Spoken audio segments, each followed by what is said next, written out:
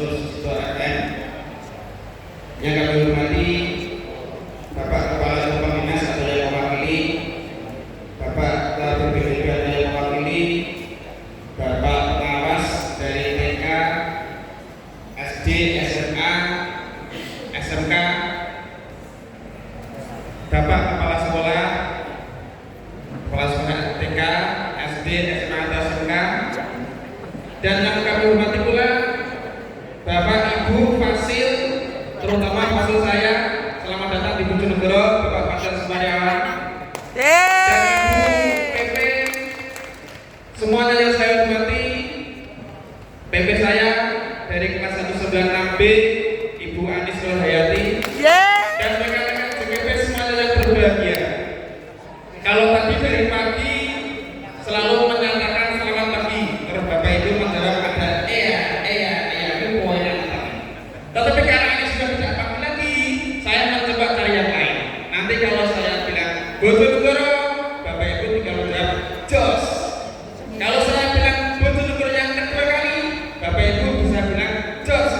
Kalau saya bilang Bojonegoro yang tiga kali, Bapak Ibu bisa bilang jos. Semoga dengan yel nanti Bojonegoro memang jos. Siap ya? Kita coba. Bojonegoro jos. Bojonegoro jos. Bojonegoro jos. Terima kasih bersama. Dan tak lupa kepala sekolah saya Bapak Yudiono dari SMP Negeri Dewan yang sudah hadir di informasi.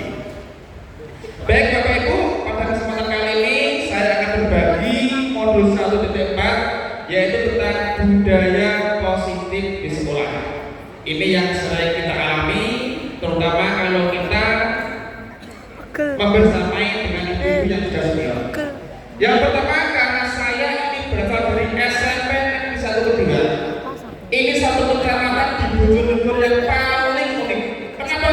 Karena hanya satu kecamatan inilah yang sekolah tertingginya itu SMP. Sekarang ada SMK. Borno ada SMK. Dongaduk ada, tetapi dengan kedua hanya SMK sekolah tertinggi. Nah, dari kondisi ini bisa kita analisis. Yang pertama, minimnya referensi yang berhasil karena pendidikan yang tinggi.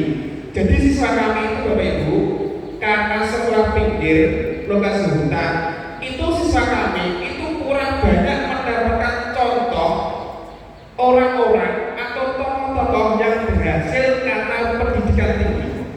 Jadi kalau katakanlah ada orang sukses, ada orang kaya, itu bukan karena pendidikan tinggi, tetapi karena usaha giatnya mereka dalam bekerja.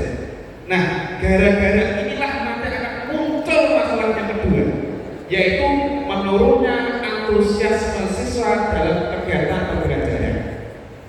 Jadi faktanya ini tidak semuanya, hanya ada sebagian, tetapi sebagian dia cukup besar juga. Faktanya kalau tidak ada contoh yang dia hadapi dalam lingkungan nyata dia, karena lingkungan itu ada dua, ada lingkungan nyata, ada lingkungan gaib. Gaib itu ya dunia maya itu Bapak Ibu. Jadi kalau anak-anak itu sering lihat TikTok, Instagram, terutama TikTok. Bapak Ibu, TikTok itu isinya video pendek atau video panjang? Pendek. Nah, gara-gara TikTok itu isinya video pendek, itu merubah pola pikir siswa. Orang rasanya ngerjakan soal, kalau susah langsung skip saja dia mau. Kenapa? Karena mental dia itu video pendek. Kalau toh ada video yang panjang dia selesai gitu, gak rasa. Generasi ini sama. Apakah semuanya? Tentu tidak. Tetapi fenomena ini patut kita cermati. Bahkan ada yang mengatakan generasi strawberry generasi.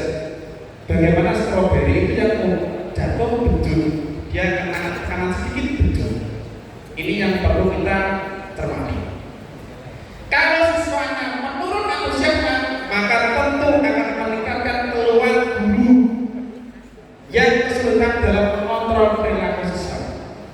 Ibu, karena ini bertanya ibu, saya ulangi kayak dai.